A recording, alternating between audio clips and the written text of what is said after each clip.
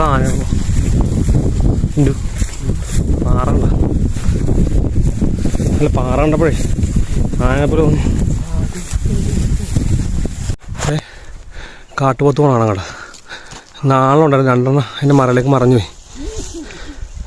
അപ്പോൾ ഞങ്ങൾ 9 കിലോമീറ്ററിൽ 7 കിലോമീറ്റർ കവർ ചെയ്ത്. ഇനി 3 കിലോമീറ്റർ ഉണ്ട്. ഇപ്പോഴാണ് ഇരിക്കണം. കാലൊന്നും മടങ്ങി. ഞാൻ ഓർത്ത് 8 മണി മേടിച്ച് സീനായിരുന്നു. പക്ഷേ ചേട്ടൻ പറഞ്ഞ് ആമർത്ത് ചവിട്ട് കിടക്കാൻ.